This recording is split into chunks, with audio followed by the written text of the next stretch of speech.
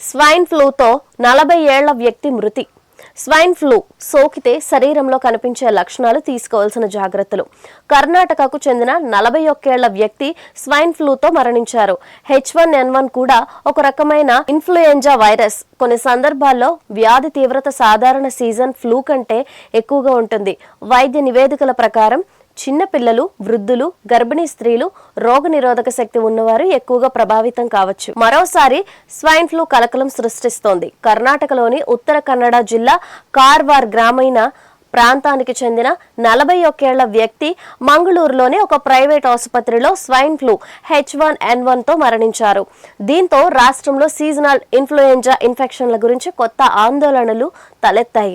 నివేదికల ప్రకారం ఇన్ఫెక్షన్ సోకి ఉండవచ్చనే అనుమానంతో కుటుంబ సభ్యులను కూడా పర్యవేక్షిస్తూ చికిత్స అందిస్తున్నారు. స్వైన్ ఫ్లూ అనేది H1N1 టైప్ ఏ ఇన్ఫ్లుయెంజా వైరస్ వల్ల వచ్చే ఒక శ్వాసకోశ ఇన్ఫెక్షన్. ఇది మొదట్లో పందుల నుంచి మనుషులకు వ్యాపించి 2009లో ప్రపంచవ్యాప్తంగా పెద్ద అంటువ్యాధిగా మారింది. అప్పటి నుంచి ఇది ప్రతి సంవత్సరం సాధారణంగా వచ్చే ఒక సీజనల్ ఫ్లూ లాగా మారిపోయింది.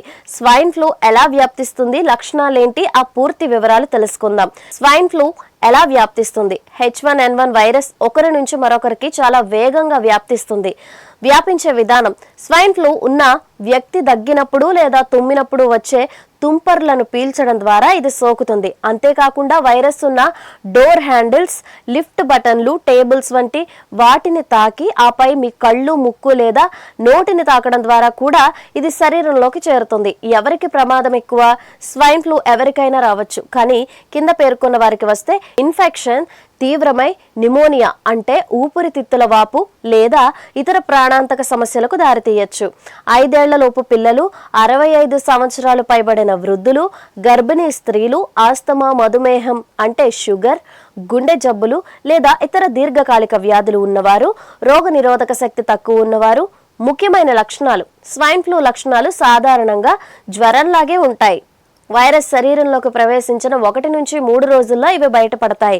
చలితో కూడిన తీవ్రమైన జ్వరం, తీవ్రమైన ఒంటి నొప్పులు, తలనొప్పి, పొడిదగ్గు, గొంతు నొప్పి, తీవ్రమైన అలసట, నీరసం, కొంతమందిలో విరోచనాలు అంటే డయేరియా లేదా వాంతులు కూడా అవ్వచ్చు.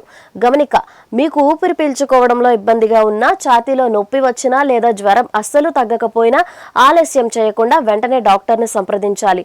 వర్షాకాలంలో మిమ్మల్ని మీరు ఎలా కాపాడుకోవాలి? వర్షాకాలంలో గాలిలో తేమ ఎక్కువగా ఉండడం వల్ల ప్రజలు ఎక్కువగా ఇళ్లల్లో లేదా గుంపులుగా ఒకే చోట చేరడం వల్ల ఈ వైరస్ వేగంగా వ్యాప్తి చెందుతుంది. వర్షాకాలం ముందే ఫ్లూ వ్యాక్సిన్ తీసుకోండి. అంటే H1N1 వైరస్ నుంచి రక్షణ ఇచ్చే క్వాడ్రివాలెంట్ ఇన్ఫ్లుయెంజా వ్యాక్సిన్ ప్రతి సంవత్సరం వర్షాలు పడకముందే తీసుకోవడం మంచిది. ముఖ్యంగా హై రిస్క్ గ్రూప్ లో ఉన్నవారు దీనిని తప్పకుండా తీసుకోవాలి. చేతులను శుభ్రంగా కడుక్కోండి. బస్సులు, రైళ్లలో ప్రయాణించినా లేదా పబ్లిక్ ప్రదేశాల్లో వస్తువుల్ని తాకినా వెంటనే సబ్బుతో కనీసం 20 సెకండ్ల పాటు చేతులను శుభ్రంగా కడుక్కోవాలి. సబ్బు లేకపోతే ఆల్కహాల్ ఉన్న హ్యాండ్ శానిటైజర్ వాడండి.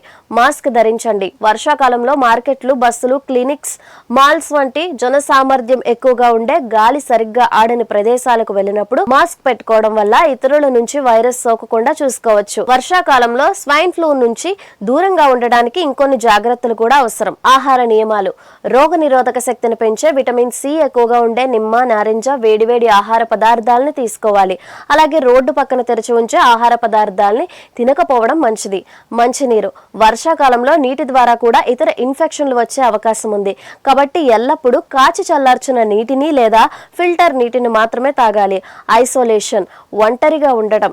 ఇంట్లో ఎవరికైనా జ్వరం లేదా దగ్గు ఉంటే వారు కోలుకునే వరకు ఇంట్లోని ఇతరులకు, ముఖ్యంగా పిల్లలు, వృద్ధులకు దూరంగా వేరే గదిలో ఉండటం మంచిది. వారు వాడిన తువాళ్లు, పాత్రల్ని ఇతరులు వాడకూడదు. సొంత వైద్యం వద్దు.